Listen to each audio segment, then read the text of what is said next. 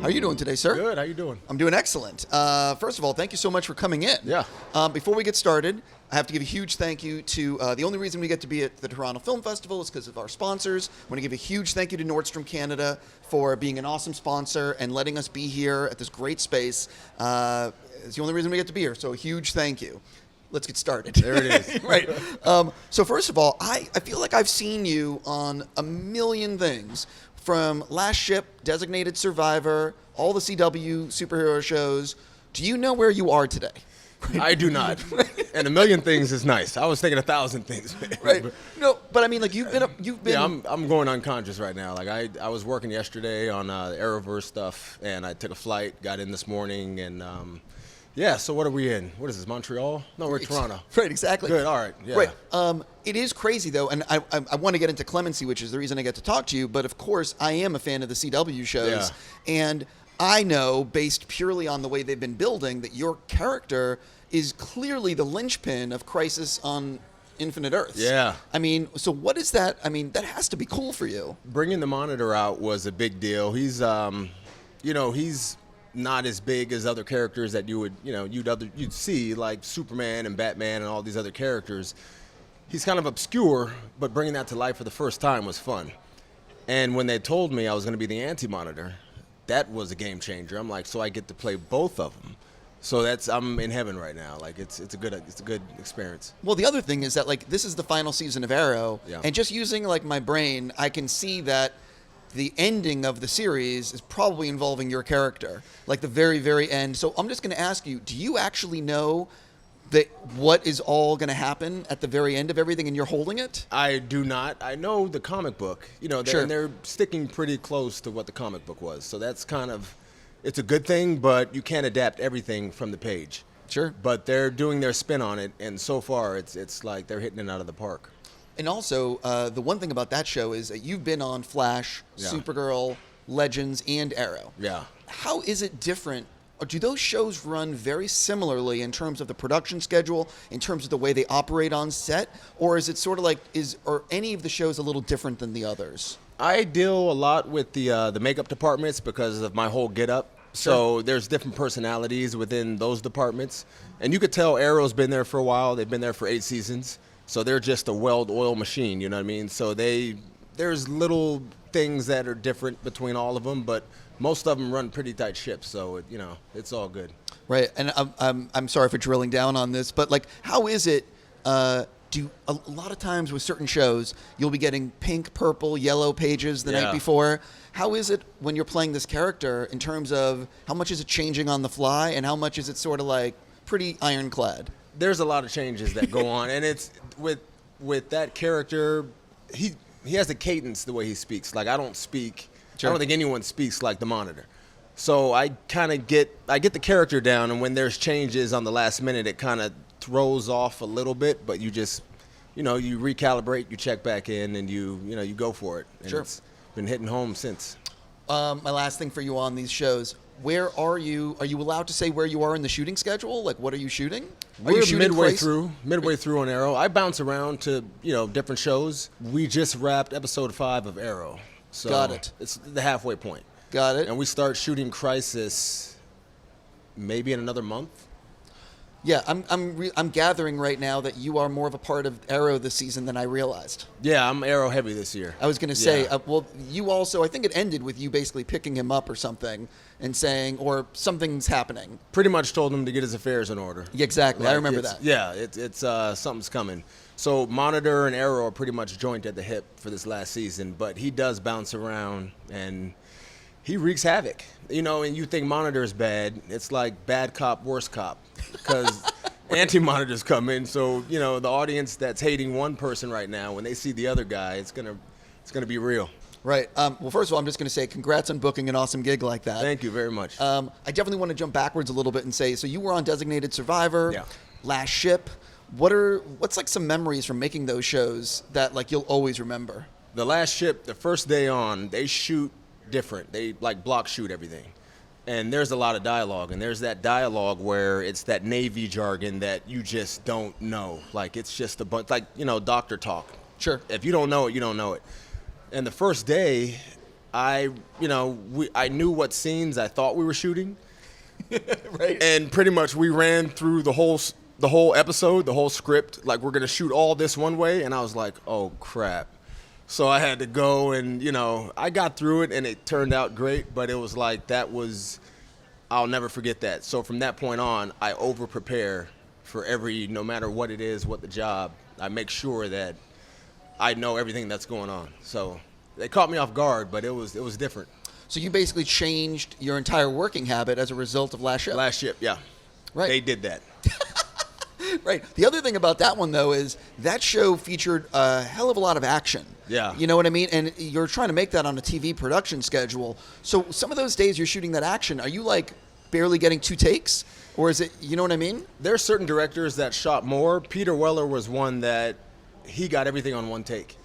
Like it was, and it's knowing who's speaking when and the camera's whipping around. It was like one long scene. And his way of doing that, he left little room for the editors to go in there and mess up what he wanted. Completely. So you did 1 take. This is what we're using, and everybody hit it out the park, so it worked. Designated Survivor. Any memories from that? Yeah, there was. I wear a lot of Jordans, wear a lot of Nikes, like rehearsing. Sure. And Kiefer likes it quiet when we rehearse. The whole stage is just quiet.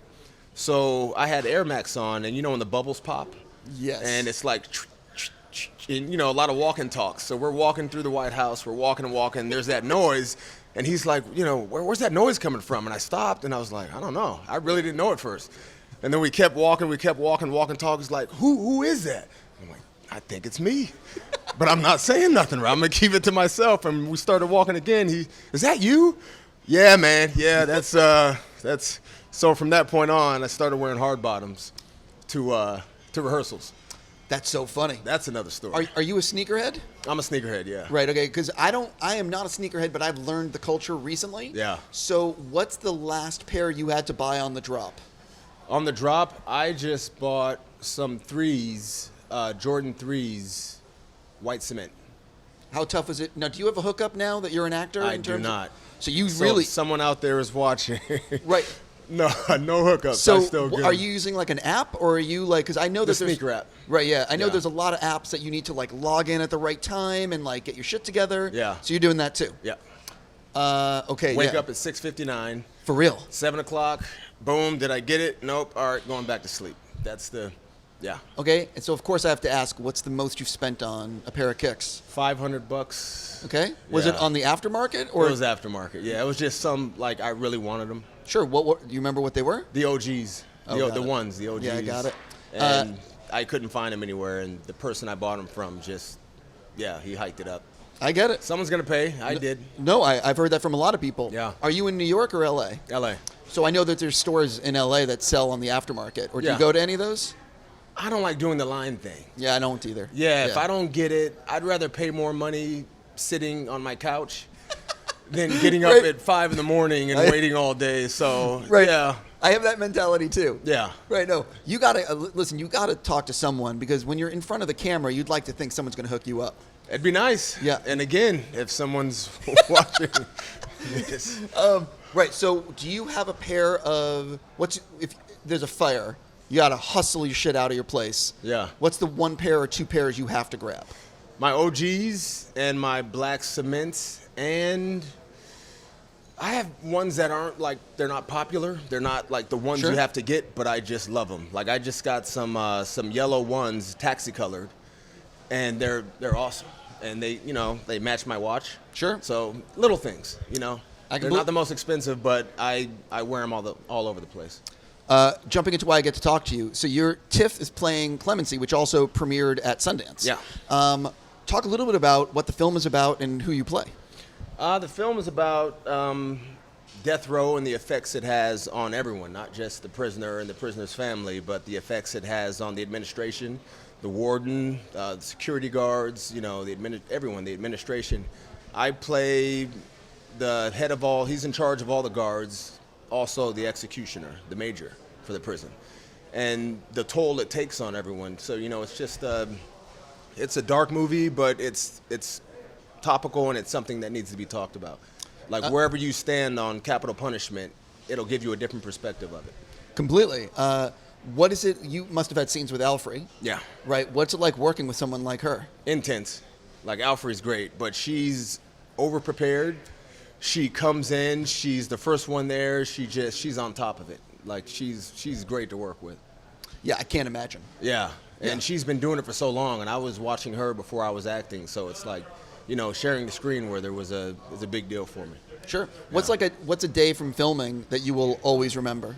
Actually, the funny part about that film is I was working on Designated when I got it. I went home over the break. I had a few days off. I went, had an audition for it, and I got it, but it kind of overlapped with my shooting schedule, and I was shooting here in Toronto for Designated. So I told the producers, like, I got this job. I really want to do it. I read the script. I know it's going to be a big deal. I want to do it. They're like, I don't know. And Clemency, they were like kind of weird because me flying back and forth to do that. What if I miss my flight? Sure. I get it.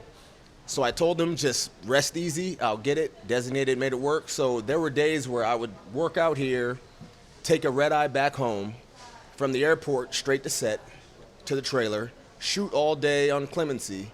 That night, without even going home to my LA house, fly back to Toronto, go straight to the trailer, shoot all day, and I was doing that for like 3 or 4 straight days. So in my apartment in Toronto and my house in LA, I didn't see for 4 days. It was just set to set to set. I got to tell you something. I have flown a bunch for this job. Yeah. And I don't know how you pull this one off, because can you sleep instantly on planes?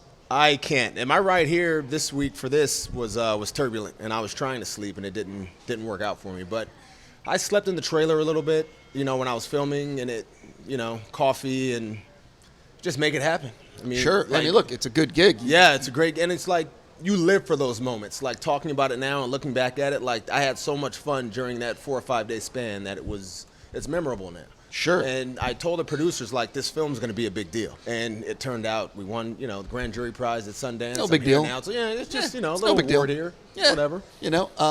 So what's coming up? Obviously, you're booked on Arrow and the CW stuff and with Crisis, but are you already thinking what's coming up next, or is it? I have a film I did with Nick Cage called Primal. Can't go wrong with Nick. Can't go wrong with Nick. Nick's going to a be good here dude. tomorrow, actually. Is he? In the studio. Oh, wow. I might sneak up on him. Right. He's coming in tomorrow. Apparently, he is filming something and has a look going right now. Yeah. And Nick, so he's always got a look, though. Yeah. Yeah, he's always got something. Like, he's a really good dude. The film, Famke Janssen, Michael Imperioli, Kevin Durant, like, it's a fun, old-school action film. Lionsgate is doing it, and I think we got to it's going to be VOD and theater November 8th. I'm not sure. Oh, sure, yeah. It's coming up at some They point. do a lot of that with Lionsgate movies. It's like in theaters and on demand Yeah. same day. So that's going to be a fun one when it comes out. And a couple of guest stars on different shows. Can't talk about it yet, but when it pops up, I understand. it'll be 1,000,001 shows that you... Right, got it. My last thing for you. Have you borrowed anything from the set of any of your CW shows?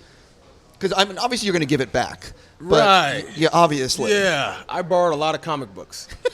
Right. Yesterday on set, we did photos for my own action figure. Shut up. So I'm about to have a Monitor action figure, so that was fun. And when that comes out, I'm going to borrow that too and put it with the rest of my comic book collection and action figures. Yeah, I was going to say, that's like dream come true shit. Yeah, You know? it's awesome. Yeah, do you collect anything? I do. What do you Comic books. Oh, for real? I'm a comic book. Oh, yeah, so you're losing your mind doing this gig. Absolutely losing Right. my mind. And I told my manager, like, I do this for free. He said, don't repeat that. You Right, don't tell anybody that. Right, totally. In fact, you didn't tell me. Right, exactly. So you're basically paying to be on Arrow. Yeah, pretty much. Right, Yeah, I like understand. it's a fun. It's just being around all the superhero. Like, I talk. I'm a big nerd, but it's fun. Sure. You know. Do you get to leave set at all wearing the costume, or is it like super ironclad that you can't? I can't leave set with a costume, but my mutton chops and the hair. I had like a 6-hour break in between shots once, so I went back to the hotel, and the looks I got, like, people just got out of the way. Like, Right. I could have robbed a bank in broad daylight with that hair and the mutton chops, and it. Because for me, like, that's like, if I had like the gig that you have, I would immediately go to the supermarket or Starbucks and just walk around just to get those reactions. I tried. We worked last Halloween, and I got off like at 11, and I begged, like, please let me walk Granville Street, like, just with this whole get up on. Sure. But No dice. But the thing is, sometimes with Arrow and the other shows, they're filming on the streets. Yeah, we were on location, so I was like, it's just 3 blocks. Yeah, exactly. I can walk up the street, I'll bring it back. Right. Like, no. Yeah, it's so funny. I think, I'm not feeling good. I got to go for a quick walk. Yeah. Right. I tried it all. Right. It didn't take. Right, I get it. Yeah. Hey, listen, I got to stop there. I'm just going to say congrats on everything that's happening with you. I cannot wait to see how Arrow is going to wrap up and Crisis, because each of these, group. I forget what the right terms are. The crossovers. Each of the crossovers have been getting better and better. Yeah. And this is obviously going to be. This is going to be the grandfather of all crossovers. Exactly. So I can't wait for you guys to see what we've been working on. Completely. It's gonna be awesome. Thank you so much for coming in. Thanks, brother. Appreciate it.